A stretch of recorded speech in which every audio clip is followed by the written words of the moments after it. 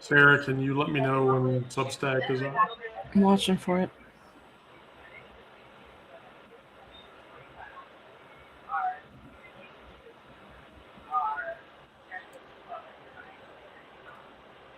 It's taking its time as usual. Oh yeah, there we go. We're good. And yeah, We're good. There we are. Why did you have to say that twice? what? It's taking its time as usual. Okay. I didn't say it twice. I thought you said it twice. We should talk about today's. Just a quick overview of today. So, 61,000 employees today are going to essentially go unpaid this week because of the DHS shutdown, which is really fucked up. How many did you say? 61,000? 61,000. 61,000 because of the Department of Homeland Security shutdown, and the Democrats blocked a resolution to reopen the DHS yesterday. So now, it's a cat and mouse. It's a fucking cat and mouse game at this point. Was there something attached to that bill that the Democrats blocked? Okay. Yeah. The language in that bill would, I think, have passed the SAVE Act, okay. which would invalidate a shit ton of votes.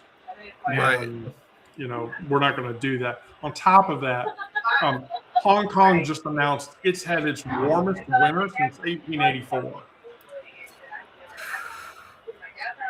So literally, global warming is not a fucking lie.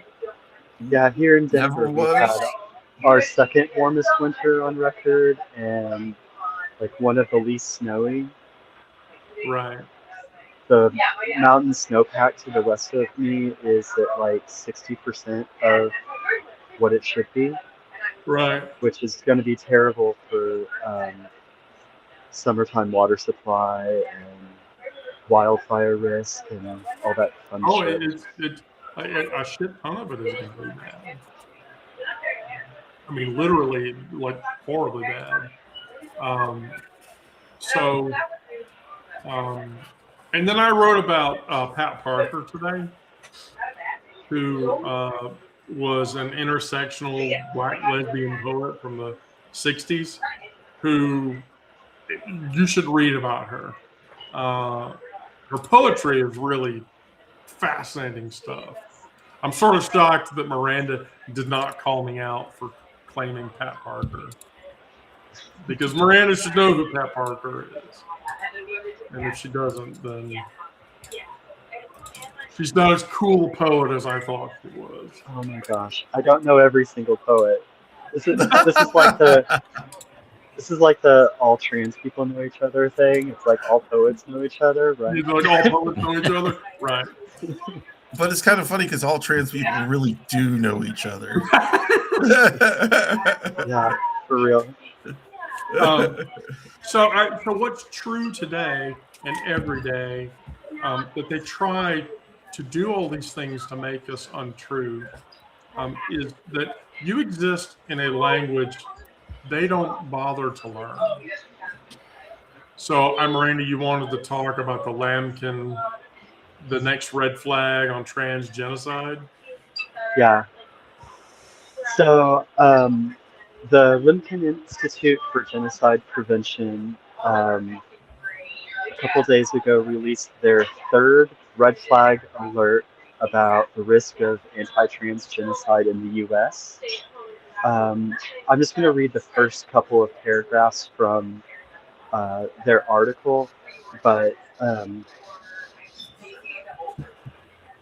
y'all should really, I'll go read the whole thing because it lays it out. Okay.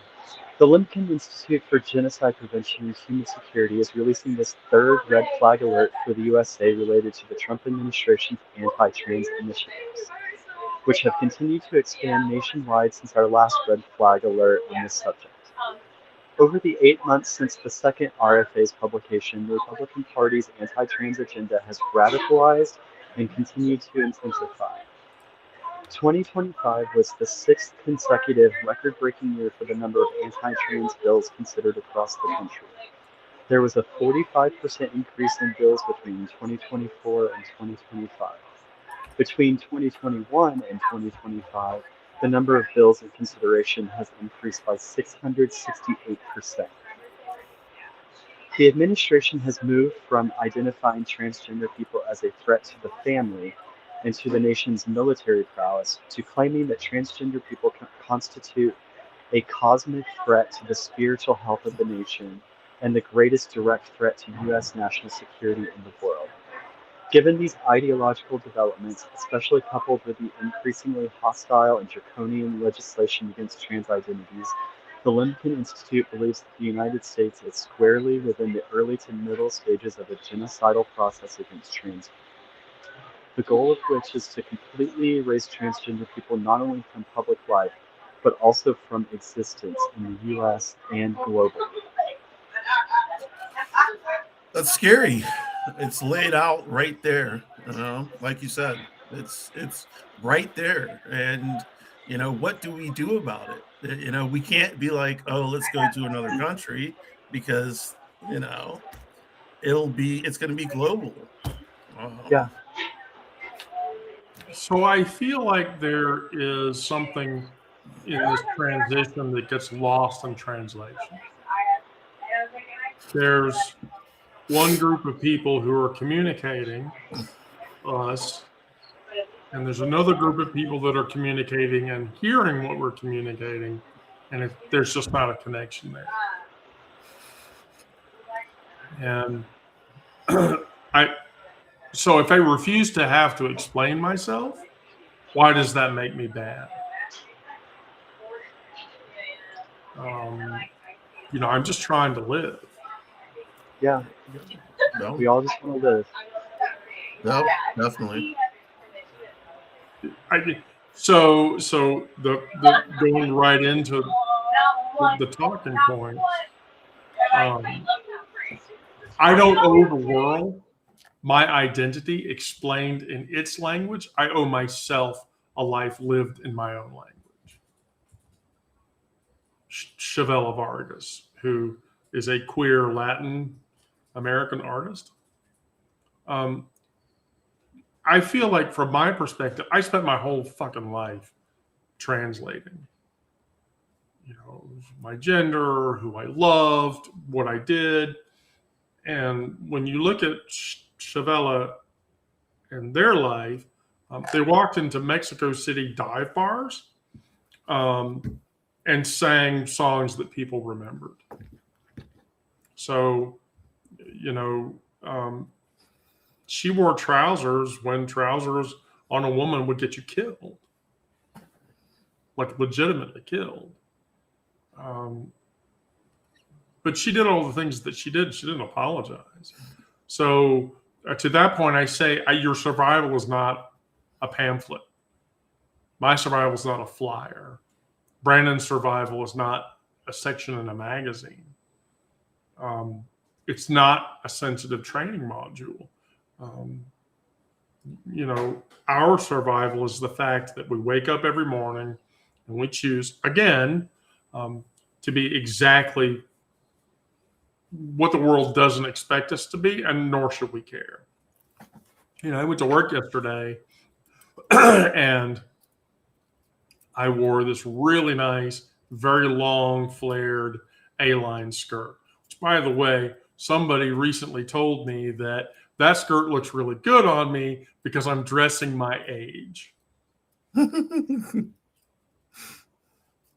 I don't know who that person is, but I know that person can hear me saying, I'm dressing my age. But the fact of the matter is that following the trans genocide discussion. They want us to be palatable. They want us translated into syllables of their language, and they want us to fit into their comfort space. Fuck their comfort. There we go. You know, your art, the way you dress, the way you write, the way Brandon writes, the way Brandon expresses, the way Onyx expresses, the way any of us expresses, is a weapon they can't take from us. You know, they can't take it away from us because they don't know where we keep it. And so in Chevella's case, they didn't become an icon by being understood. None of us will do that. They became an icon because they were undeniable and they were there and they were visible in front of people. And there's a difference. There's a difference in understanding that happens there and then just being undeniable. And so the question then gets asked, what part of yourself did you stop translating for other people, and when? And why? When did you stop making excuses for yourself to other people? I mean, the answer to that is when I came out as a queer person, you know, and that was before I ever came out as trans. And I didn't want to apologize.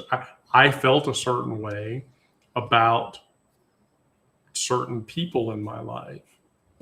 I will say this, that when that happened, I had very strong feelings for somebody, and because of my fear of expressing those feelings to that person, I cut off all contact with that person. I was deeply in love with that person, but I cut off all contact with that person because that person was at a stage in their life where they could not accept the fact that I was in love with them. And so, and then I spent 17, 18, 19 years trying to get back to that person because that's what I wanted. And that's when I stopped. Like within a short span of time after I stopped talking to this person. That's when I decided I'm not going to translate this shit for anybody anymore. I'm not going to make excuses. This is what I am. Fuck you. You have to accept it. Because if I have to keep bottling this up, I'm not going to be able to. I won't live through this. I won't.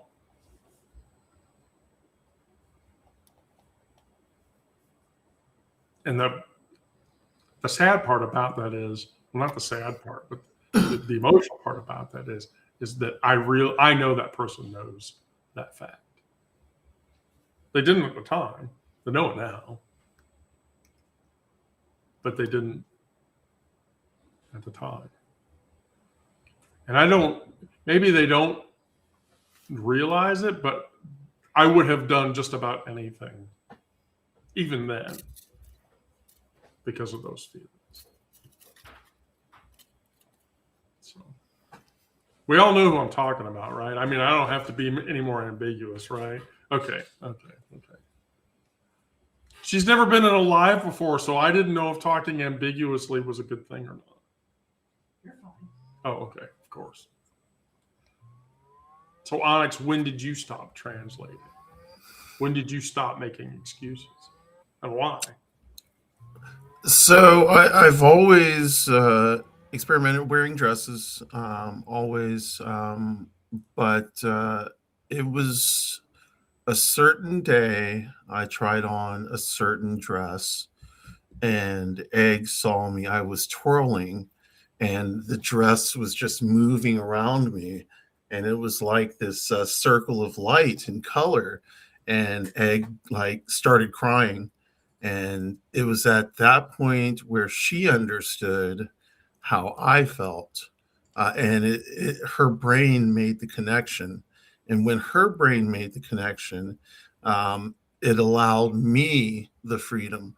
Then I threw away all my boy clothes. And when I did that, it was on and popping. From there, I knew who I was going to be and how I was going to express myself. I knew that I would wear dresses all the time, whether they be mini flare or maxi or any kind of dresses. I just the urge to wear dresses. I'm non-binary, but I lean towards the femme side of dressing, and that I make no excuse for that. I take up space like that. Sarah, when did you stop making excuses? I know when you stop making excuses, but I'm not going to call you out for it. I mean, in some ways, I feel like I still am making excuses. Why? Because there's a whole section of my family that haven't communicated any of this to. And I know that the minute I do, it's going to go sideways. It's not going to be pretty. Well, these aren't people that you have a relationship now with necessarily, right? They think I do. Oh.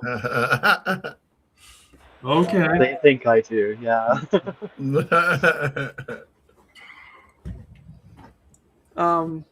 One of these people my mom went to go visit a couple of weeks ago.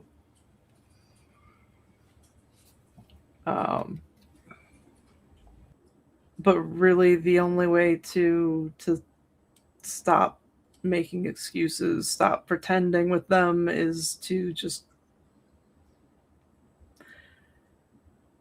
no longer interact with them. Is there a detriment to not doing so outside of an emotional attachment? I can't even say that there's an emotional attachment there anymore. Like my uncle was if that doesn't exist, then why does it become a problem?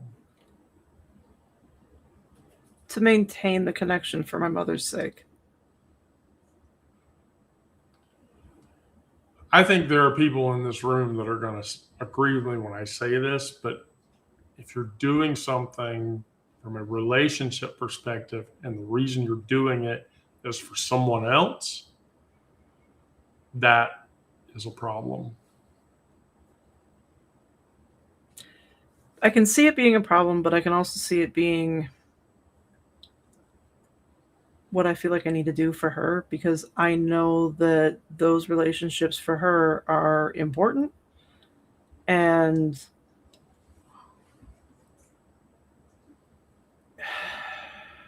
if I was to be honest with them or even just cut them all off, it would cause her problems. I mean, do you know that conclusively? Based on conversations she reported back to me from my uncle, at least with him, yeah. I mean, I could see that. I feel like that's a 50-50 coin. You flip a coin. If it's tails, those relationships are over. If it's heads, those relationships get stronger because those people are concerned about you through your mother, and then go to your mom and go, okay, we have to fix this. I mean, I don't want to put her in the middle of that.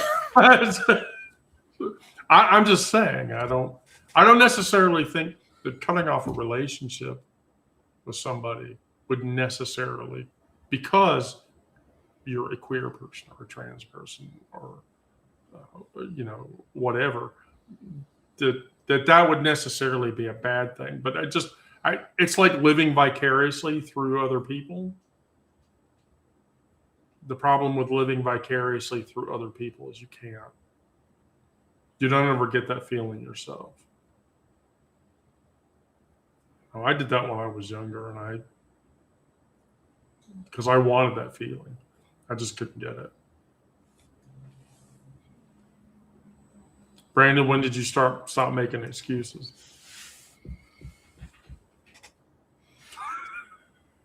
I guess it was similar to what are you laughing? What are you laughing about? I was laughing because of the face you made. The swivel of the microphone in such a way. You looked very focused when the microphone came back around.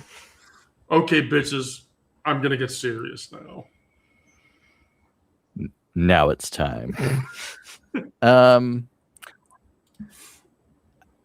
guess it's similar to you. Like when I came out. Well, I mean, yeah, I guess it's been kind of gradual though, but just not long after high school, I was with a friend of mine at an event, an expo kind of thing. We were walking along. It's one of those where you get a bunch of free stuff. You know, give you a bag and get little pencils and keychains and things. You know what I mean? And we were walking along. I was holding the bag and I was kind of like swinging it, and it was kind of gay, I guess. The way he looked at it, and he was like, and he was kind of embarrassed by what I was doing. He was like, "Hold it like this," you know, just like normally, you know. And so, you know, I was kind of embarrassed by that, like, and felt bad, like he was embarrassed to be around me, you know, acting gay, I guess. I mean, at the time I wasn't out, and he's a very, very conservative Christian. His dad was very conservative, and they were into. He was taught very strictly under like MacArthur and Charles Spurgeon, and you know, the big religious leaders, you know, the authorities on the Bible. And it was kind of like, you know, you're supposed to act like a man, you know. And I don't know, after I gradually started coming out, I didn't care anymore about, like, it doesn't matter if I use my hands more or talk with a slightly higher voice than what normal men talk like or whatever. And I don't know, I guess that it's still kind of a gradual process, but for me, I've heard of some people that kind of just flip a switch basically, and they're just like, from now on, that's it. And that wasn't me, you know. Yeah, I couldn't. I wasn't like that. I didn't like have a big coming out party or whatever and tell everyone I knew. And I was talking to somebody just last month, I think. And that's what he did when he realized finally that he was gay, and he just basically told everybody he knew, and that's the way it was. And I'm like, I can't do it that way. That's not my personality. But I understand what Sarah was talking about doing when you, even though somebody may not agree with what you do and everything, you still love them, and you want to. When you really love somebody, you make sacrifices for them. So I can understand that viewpoint, even though a lot of people see it as kind of black and white, and they're like, well, if they're not going to accept you, then you cut them off. That's easy to say, but when you're in that relationship and you really love that person, it is very difficult. Profound. You're right. But Yeah, it definitely is. Miranda, when did you stop making excuses? I'm supposed to stop making excuses? Oh no. No. Yeah, so like I can relate to things that everybody has said. I did spend a lot of my life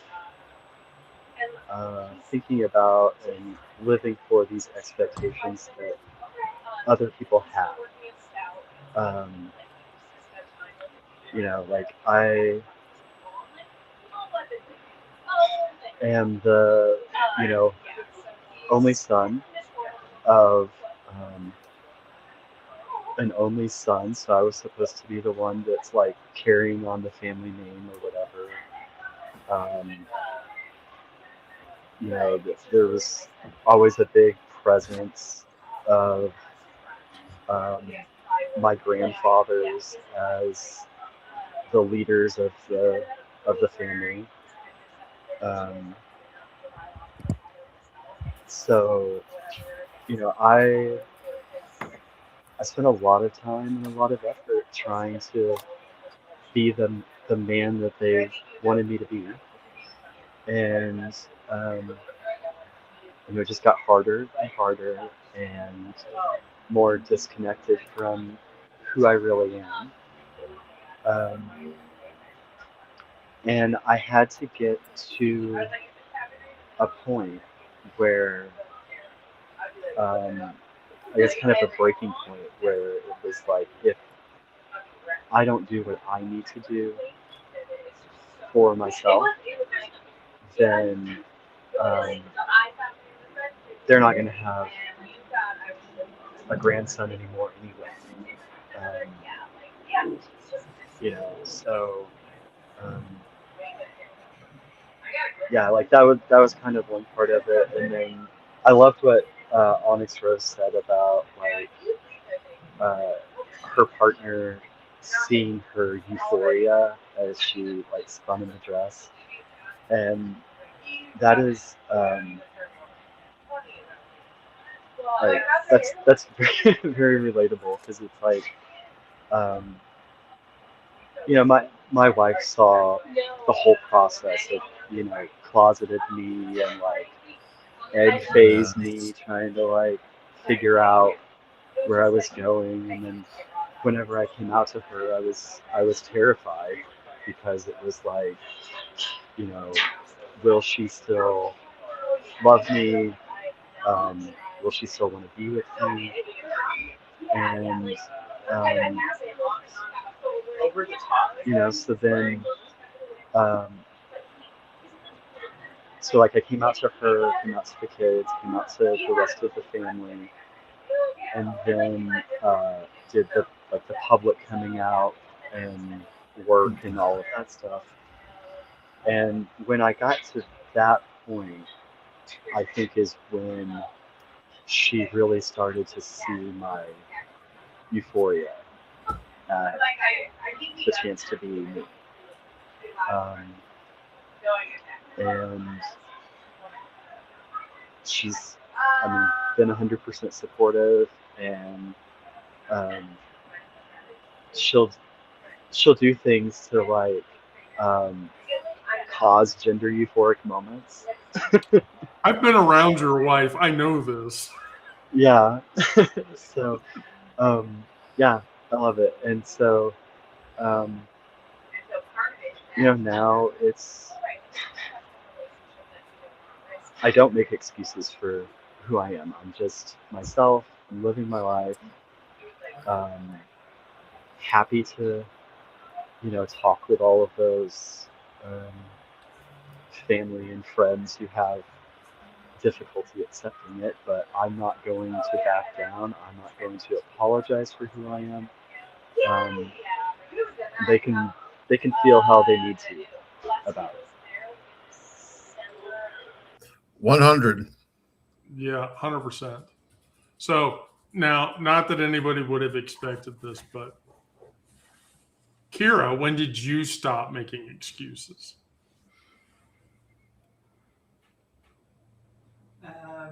probably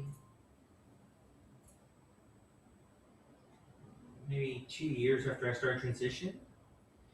It was a scenario where, you know, I'm going out and in public and I'm trying to dress like my true self, and everybody keeps, you know, at least in my mind, everybody's looking at me, you know, trying to figure out what's going on, you know, or show disgust or things like that. And with my partner at the time, I would always point out, be like, hey, you know, they're looking at me, and you know, I'm getting a lot of disgusted looks and everything. And she would always tell me to that, well, one, either it's just all in my head, I'm making it up, or it's not real. So I basically I had no kind of support in that area. But eventually, I just decided that I didn't really care anymore. I didn't care what others thought.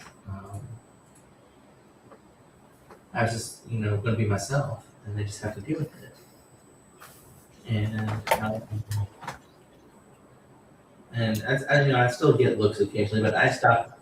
I guess you can say I stopped looking for those looks, because you know, when you first come out and you first transition, you're looking at what others are when they're looking at you, because you want to see what's going on. It's part of your heightened awareness.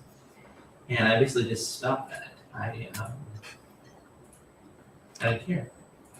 The very sad part about that is that while I notice that, most times I don't, and it's Charlie, our kid, is like, Mom, that person, they were looking at you. Oh, well, shit. Yeah. Well, shit. Yeah. And I didn't notice, so I didn't have time to go, Yeah, we'll still get looks and stuff. I know I still probably get looks, but I don't look out for it. The only thing now when I'm out, the only thing I do is I try to look out for, you know, being training. I look out for danger, just heightened awareness in terms of people that I think might be a danger. But other than that, I don't. It's just anything else. well, there's a permission. You have to give yourself permission. The self that I long for has never once required permission, and it shouldn't. Shuri Moraga. Permission is a lock. So understand that in your body and in your head. That permission is designed by people who need you to be waiting outside of a door that they're going to let you into, because letting you into it makes them feel like they're being generous and makes them feel like they're being kind. And when they finally open the door and let you walk inside of it, you were never supposed to be grateful for entry into whatever room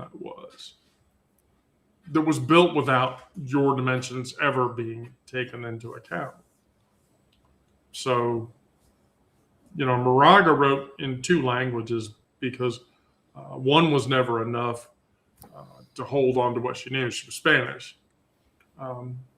English for the institutions that needed to hear it, and Spanish for the body that already understood what it was. And she didn't ask which language was more legitimate over the other. That's not a permission that you need to have. She used both, like the hands on both of her arms. So every queer kid, every queer person, every trans kid, every trans person who was told that what they were was too much, too loud, too brown, too femme, too butch, too masculine, too feminine, to anything else. Too much want in a world that rations belonging. Because really, from a society perspective, want is rationed by everybody else. And so, you know, in Maraga's case, she wrote for all of us.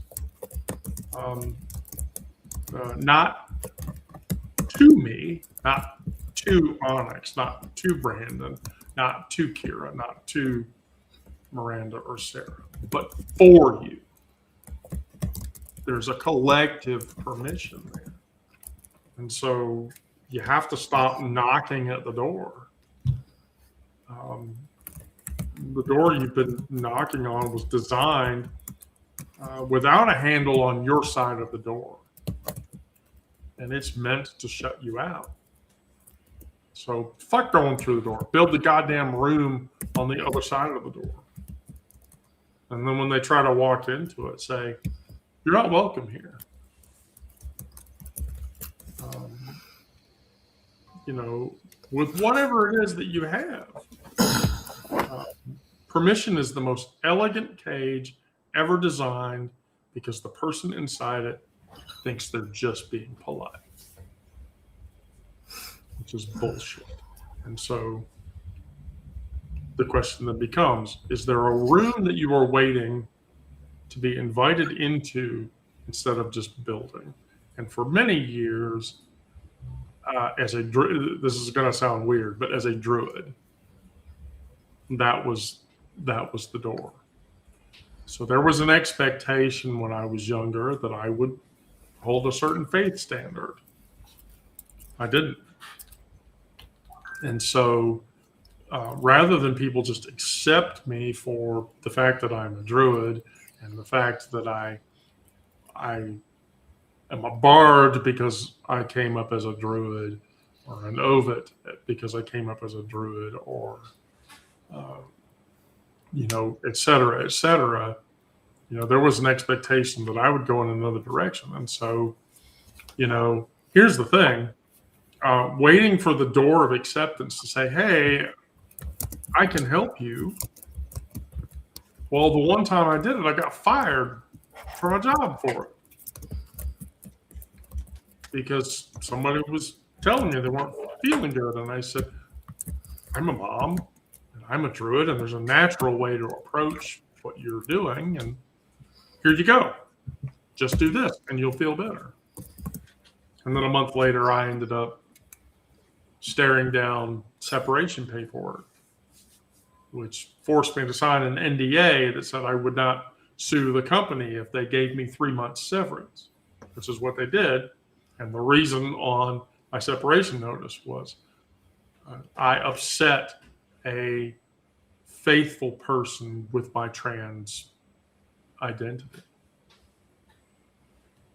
And so, you know, from that perspective, you know, that's the thing that sort of bothers me, is because I have this maternal instinct, and if people don't accept it, then it must be a door I'm waiting to go into for people to do that. So, Brandon, is there a door that you're still waiting to go into? Wait, I know. It's your guy's house. You haven't gone into your guy's house yet. I haven't. He messaged me though. Oh my God, really? Wants to meet again. You're my soap opera. He wants to meet you again? Yeah. But you're not feeling it. I don't know. I mean, I don't see this being like a long-term or certainly not forever thing. I don't think. But I'll still meet him again, I guess. Can you have? I'm do. sorry, Brandon. I have to ask. Can you have a little fun there? Yeah, I'm fine with fun. Okay. But you know, ultimately, I would like Love. lead somewhere. But yeah. Everybody wants love. Come on now. Yeah. I don't really see it happening with this particular guy, but I'm not completely ruling it out. Oh, you mean like Sarah with her person? Maybe I'm that nobody knows about.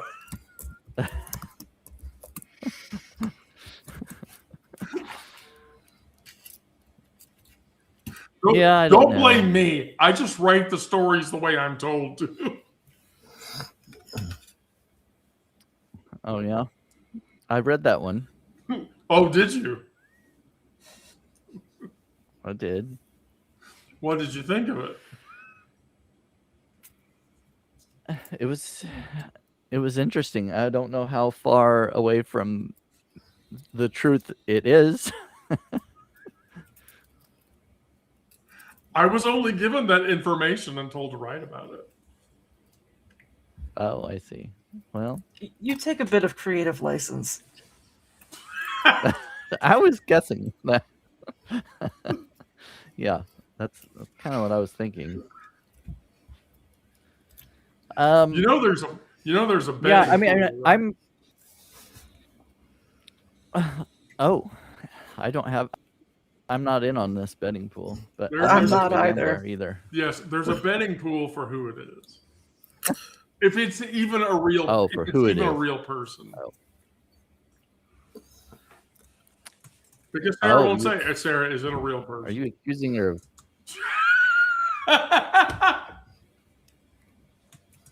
Oh, it may not be. Okay, well, that's all right. Oh no, I think it's a real person. I'm trying not to be with mine. I'm trying not to be closed-minded and trying to just leave it open. And maybe my first impressions are not accurate. And I don't know. We'll see. But I try to be open-minded. We all like to hear that. But no guesses who it is. See, Onyx thinks it's Do I know that? See, Onyx thinks it's Elaine. No, not Elaine. I didn't say Elaine. Okay, you think it's Eileen? Yes. Okay. Wow. Well, Sarah won't I even don't know. talk to whether or I'm not not she's gonna- actually I'm seen not the person or going to. not. So, come on, you can I'm at not least going tell to us that. proffer a guess. I don't.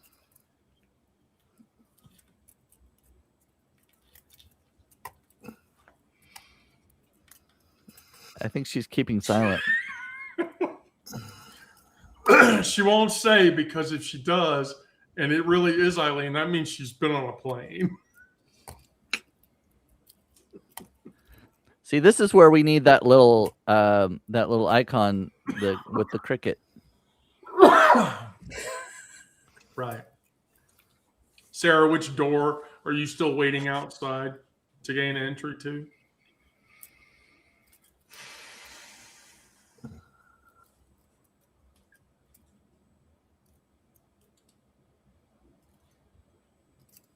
I don't know. Okay.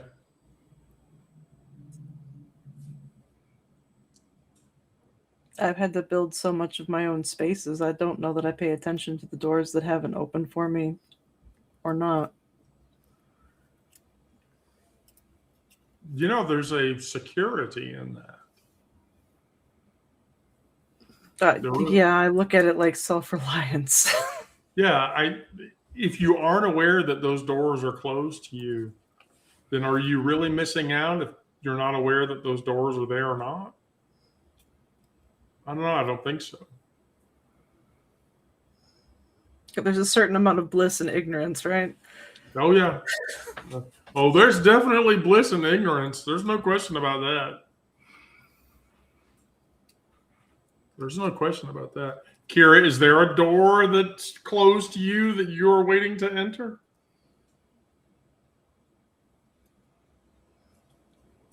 I must have missed the part we're talking about doors. What? The question is there a space, whether figurative or literal, that you are waiting for permission to enter?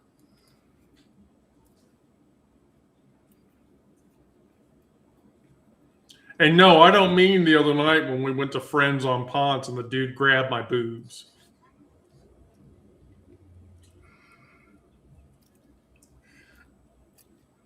And started humping me, and that was not a fun experience. Oh, it got a little risque. Well, at least we didn't play a pool with him. No, we weren't playing pool with him. The guy we were playing pool with, though, he hugged me a couple of times, and he had a fucking baseball bat downstairs.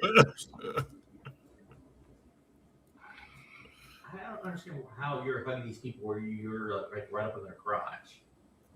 The one dude was just humping. Well, yes. Harry Pothead was his name. So he's a porn star. No, he said my name's Harold, but sometimes people call me Harry Pothead. So he's a stoner. Oh, he was so fucking stoned and so fucking drunk.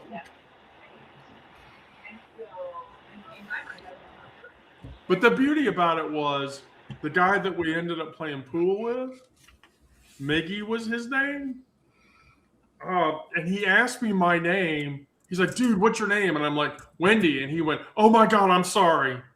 And he immediately pronoun corrected, like right there.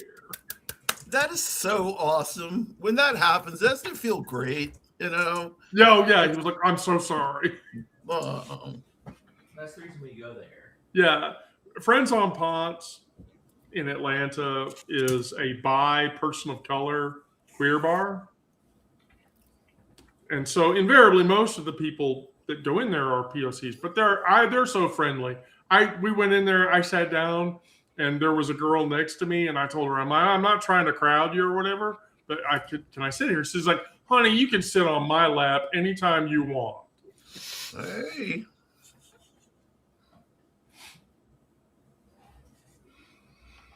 And so, yeah, like so queer, I've had to teach Kira that, is that queer spaces are actually, it's a very different social dynamic. People are friendly. Sometimes people are too friendly. Boobs get grabbed. Right. But the rest of the time, yeah, it's much better of a social setting in many cases than, normal heterosexual spaces or whatever. I mean, you go to American Pie or Cabo Wabo over on Roswell Road, and that's a meat market. The guys in there are trying to bag every girl in the bar. Any girl they can get. Yeah. Any girl, right. Yeah. What girl can I convince to go out to my car and give me a blowjob? No. Or Johnny's Hideaway, for that matter. But so, although on the flip side, there is Tokyo Valentino, and You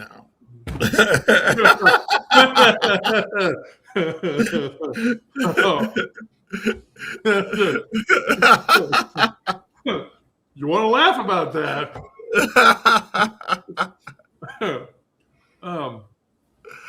Tokyo Valentino, for the party members that don't know, is the local adult entertainment club that is the adult booth and glory hole and group activity room establishment in Atlanta. So, right. So, Miranda, which room do you not have permission to go into that you shouldn't even bother with?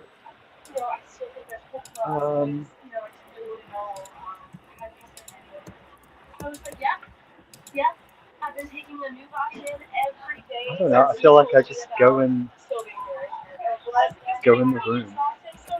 If somebody tries to close the door, then whatever.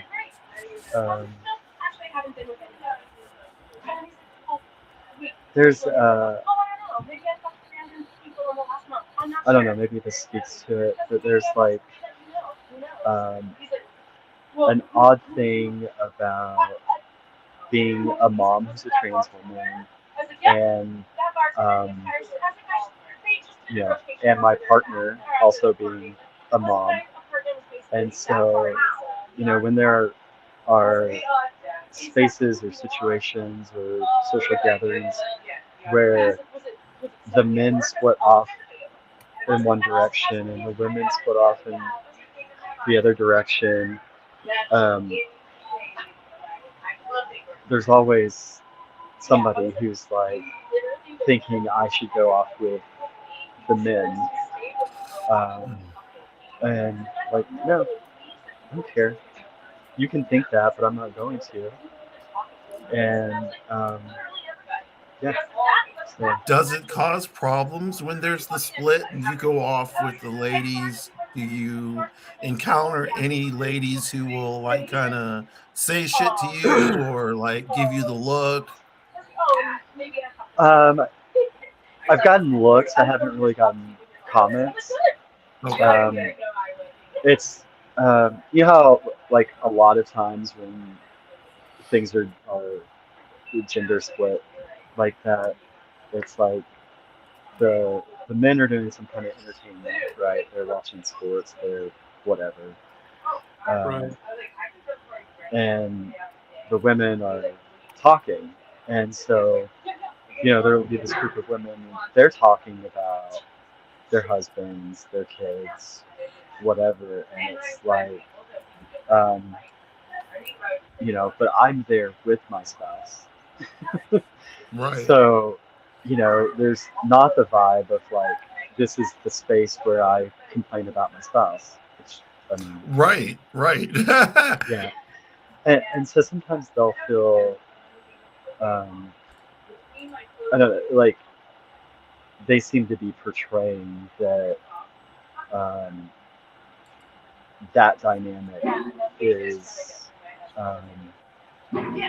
tricky for them. But once everybody settles in, it doesn't matter. Right. So it's one There's of a those certain things where comfort like me going through the door shows them that I'm comfortable, and then they have to acclimate to me, Yes. my presence. Right. So, Onyx, which door are you waiting to have permission to go into?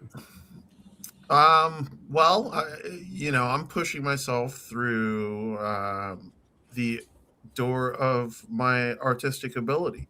I feel like with everything else I have stepped out, especially within my trans identity and all of that.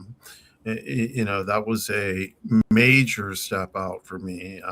I did that. I came out on the other side. I'm proud of that. Now comes the writing, and now comes the willingness to put it out there and have people read it, to be as vulnerable as possible and to expose the darker parts of my past that a lot of people don't know about. So I'm giving myself permission to do that. I'm stepping through that door, and I'm not going to shut it until I get everything out. And I'll either die famous or I'll die infamous or I'll die poor and somebody will find my shit when I die. So I should point out that, and they've said this before, one of the greatest science fiction writers of all time was a writer named Philip K. Dick. And Dick's books and short stories were memorable enough, by the way, that for a science fiction author, more of his books have been made into movies than others. And at the end of his career, towards the end of his life even, he was working in a McDonald's and still writing books. And so that was, so for me, that I was on Substack and I was building up followers, and I hit 4,000 followers, 5,000 followers. I had, and then at some moment, I finally realized I don't want to write the shit that I'm writing for these people to pay me money. I want to write this shit because the writing itself is important. Yes. I mean, I want to be supported or whatever, but that shouldn't be I shouldn't. Jeff Teesrick told me that one day. He was like, Wendy, don't write because it makes you money. Write because it makes you feel good. You need to get it out, you know? It's everything that's And so now Konstantin Kavefe. Miranda, you have to know who that is. Okay, good. Greek, who is a Greek Egyptian poet. As you set out for Ithaca, hope the voyage is long, full of adventure, and full of discovery. And so what Kavefe knew, and this is what every queer person knows or should know, the destination's not the fucking point. Ithaca was a direction, not an address. The voyage is where you become the real person that you are. And every port where you stopped and tasted something, or you talked to 3 crazy women who were on the rocks that were trying to woo you into crashing into the rocks, or you were in some dude's cave that had one eye, calling yourself nobody or not, right, okay, we all know what I'm talking about.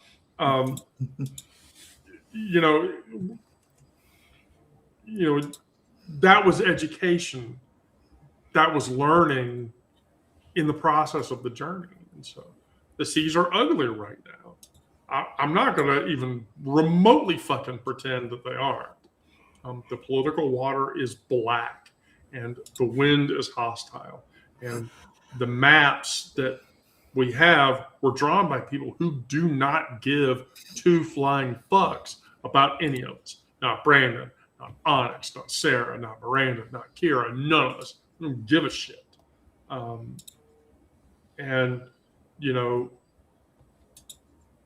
But from my perspective, I'm just too stubborn. Yeah. I republished this story about the conflict between my brother and I. And in that story, while I am phasing in the story between consciousness and not consciousness, there are people from the Sanctuary Bar who are literally saying, she's too stubborn to die. She's too stubborn to go away. It won't happen. And they're right. While I have moments where I feel like I want to go out into the long field, I'm too stubborn for that shit. And the fact of the matter is, the people who are out there, they think that we're lost because we're not following the road that they carved out. Good. Fucking let them think that. I don't give a shit. I don't owe anyone an itinerary for what direction I'm going for in my life. You know who deserves an itinerary for where I'm going in my life? Bottom right corner of the screen. She deserves that itinerary.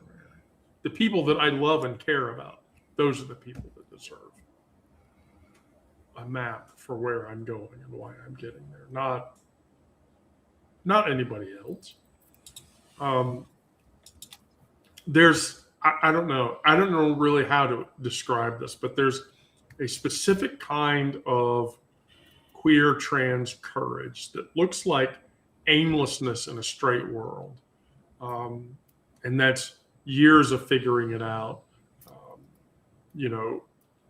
The houses, the partners, the identities, the clothes. It wasn't confusion. That was the voyage. That was Ithaca doing exactly what Kavefe promised would happen, which is long. And I will tell you, when I look at Kira, I see it. I see that, and it's beautiful. Full of adventure, full of discovery, and full of becoming who you are, who you're going to be. And so that introspective question then becomes, what part of your journey did you once call lost that you now call necessary? And for me, yeah, coming out as a trans woman was, when I was younger, and I went through all the shit that I went through. I hyper masculine presented myself because I was trying to bury Wendy's voice. I put myself into situations where I repeatedly got physically hurt. Go into a bar and pick a fight with the biggest guy that you can find. I constantly tried to punish myself. I constantly tried to misdirect myself. I constantly tried to distract myself from that one thing. And the one thing was the stupid voice in the back of my head that was saying, I'm still here. You can beat yourself to a pulp. You can put yourself in the hospital in a traction bed for 9 fucking months. Guess what? I'm not going to go anywhere. I'm still going to be there. And I'm still going to etch away at what layer it is that you put up to shield me out. And that's sort of, the things we do to deal with it, which are not always the right things to do to deal with it. But that's because we didn't see what it was. Anik.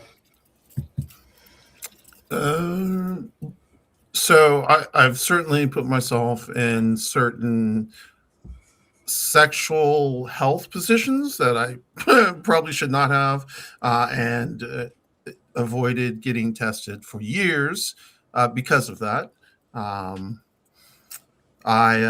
With being trans, of course, coming out, I didn't get the chance to actually come out to Egg. I was outed.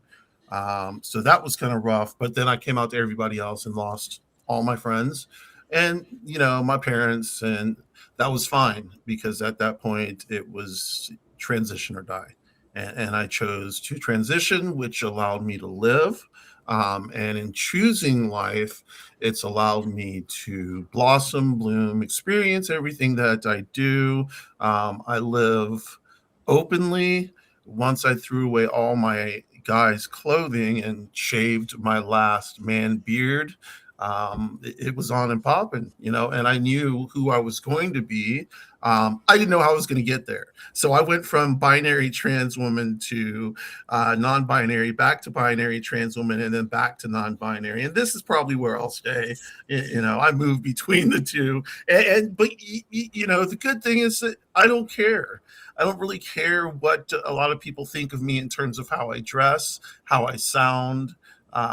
This whole package is me, and I did this shit, from my tattoos to my surgeries to my voice to my clothing to the way I dress. It's all me, and I fought for this.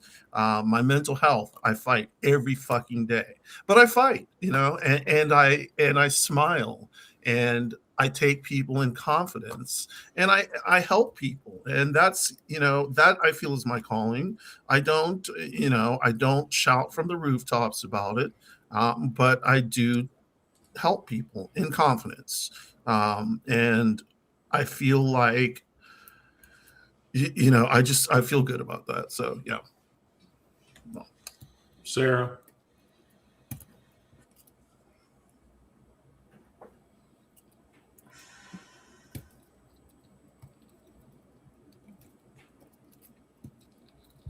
I had an answer and it's escaping me at the moment. Okay, we'll skip you and come back to you. Kira. All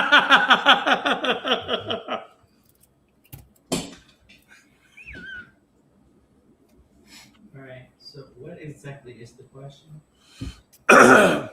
Brandon, why did you have to do that?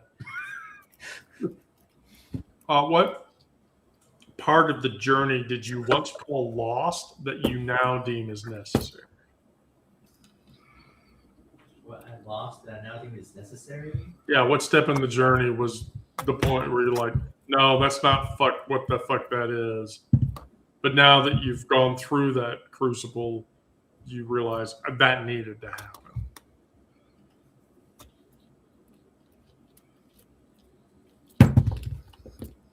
That's hard.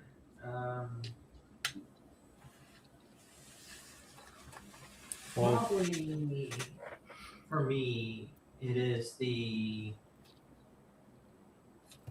resurgence of emotions, I guess.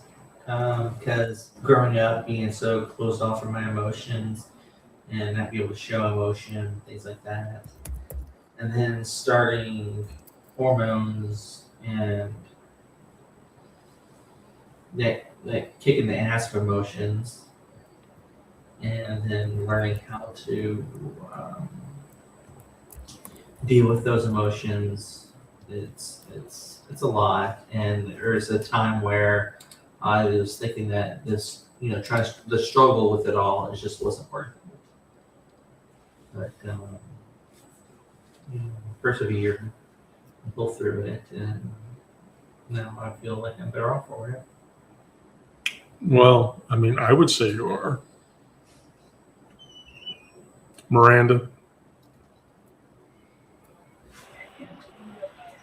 I don't know. Can you repeat the question?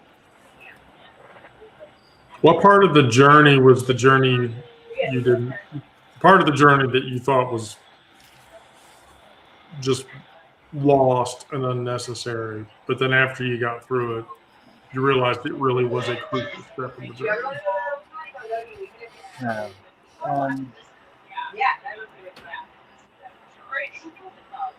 I think one of the things that I really worried about before I came out was expecting to lose friends and family. And I did. But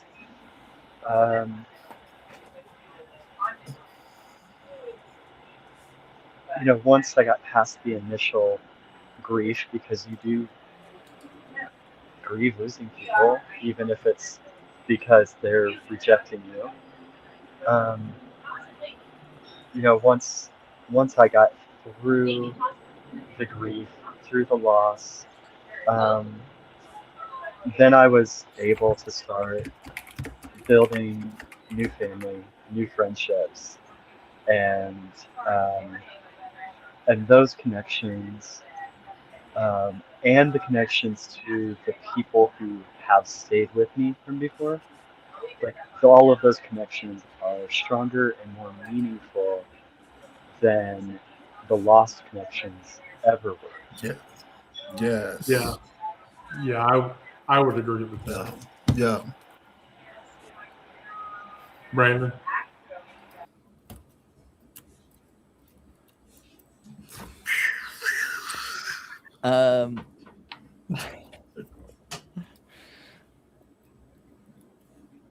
I guess the part of my journey that I initially thought was not possible was pursuing an actual relationship with a guy. When I first was exploring my sexuality, I hooked up with guys, and it was about sex basically. But I thought, I'm never going to be able to be in a actual public relationship or anything. And I just couldn't imagine that happening, and now I can. Oh. I think that that's important. Speaking from my experience to you, Brandon, I'm going to connect with you on this point. Is when I came out as queer, I started dating a guy, and there were things that happened in that relationship. And Kira knows a lot of this. And I've talked to Miranda about this some, and Sarah's heard some of this too. But,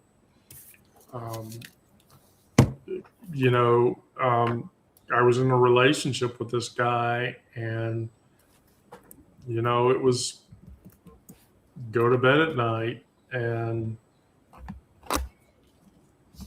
not be gentle. And I thought that was how that was supposed to happen. And so, I lasted in that relationship for 18 months, a couple of hospital visits,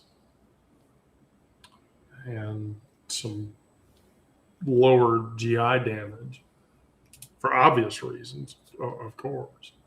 And then the next relationship I had, it was the same thing. And so I didn't have anybody to sort of just guide me through this. So it just felt like I was with people to have sex with them, and then that was it. And so as a queer person, much less as a trans person, I didn't think that love was something that was ever going to happen. Of course, from my perspective, I sent somebody a LinkedIn message after not talking to him for 16 years and asking the person, how the fuck do I know you? And then figuring out who the person is, realizing that that was the person I was in love with 16 years ago, is now the person I'm with now. And I'm very much in love. I'm very much in love with her. But yeah, the end of all of this is very simple. People told the truth out loud into a room that didn't want to hear it. That's not small. That's really, right now, in America, that's the rarest thing right now. Those voices are our voices. Our other voices are getting louder, but it's still very quiet. So what do I say to all of it? You're untranslatable. You're unpermissioned. You're in the middle of your voyage. All three at once. And that's not a crisis. That's just living. That's just living life. That's what you go find one person and you refuse to explain yourself to that person and just sit and talk with them and let that be enough. It should be enough. I mean, it's not hard. I told Kira, my social anxiety means I talk to people, because when you talk to somebody in public, especially if it's somebody you don't know, you can completely disarm them just by engaging them. And oftentimes you'll find, well, I don't understand what your experience is like. Well, can I tell you? And then you tell them, and they're like, wow, I didn't know that it was like this. I didn't know that that was your experience. Human beings shouldn't experience that, shouldn't go through that. Well, yeah, that's true. But there's a lot of people that think that we should. And build the room, open the door. Fuck what everybody else thinks. I would like to think that most of the time I literally don't give a fuck what other people think. But then I go over to the Waffle House in Avondale Estates with my spouse and my kids. And somebody looks at me the wrong way, and then I catch a glimpse of it, and I go, and then I tell her, they said that. Of course, she has to tell me, Wendy, just put it out of your head. Don't give a shit. Put it the fuck out of your head. Don't think about it. Just live your life. That's what you're supposed to do. So, yeah, that's what I try to do. It's hard to sometimes, though, you know? Once you catch that glimpse, you know, it's just like, fuck. Oh, yeah. Yeah. Every day. Every day. Anybody have anything in closing? We've gone over the hour. And I don't want to show Brandon a unicorn gay video because I'm trying to save that for once a month. I'll end up with my usual no trash, no transphobia, no racism, no ableism, no sexism, no homophobia, fuck Trump, and fuck ICE. I can get behind that. I can get behind that. Happy Friday the 13th. Yes, happy Friday the 13th. Thank you. Oh, yeah. Happy fun Friday the 13th. Everybody have a good time. Eileen, yeah, you caught the tail end. Everybody in the chat, thank you. Well, we'll be back next week, hopefully on better infrastructure while I work that shit out so that we can get all of our shit out. Thank you, everybody, for coming. Thank you to all of my co-hosts. Kira, who this is the first of our show that Kira has ever appeared in, and she actually talked. I was shocked. You did kind of put her on the spot. Yeah, to be fair. I live with her. Nobody does that better than me. Although I do want to point out, in the background, you see the book on the wall above the 3 controllers? Nobody has asked about what the book is. I can't tell. I couldn't tell that was a book. Can't Oh, see. no. Like, Yes. all of y'all are this big on the screen. Yes. So. Yes, there's the book. It's pretty. The cover is pretty. I don't know what it says. So has anybody here, other than Kira, who I know has done this already, seen the movie The Evil Dead? No. Okay. That's the Necronomicon from The Evil Dead. Is the Necronomicon even real, or was it just made up for that shit? No, it's just made up shit. Yeah. That's what I thought. Like, people try to It's pass made it up off as shit. real, and I'm like, nah. All right, it's not wait. real. Orange, are you telling me that someone wrote a book made of human flesh pages, written in blood, that told you how to open up the gates of hell, and it really happened? No. Oh, so there are pamphlets in the Vatican. You'd be surprised. Oh, fucking Catholics. Jesus. Fucking Catholics. Okay. Everyone be safe. Go out and do good things. Come back on Monday.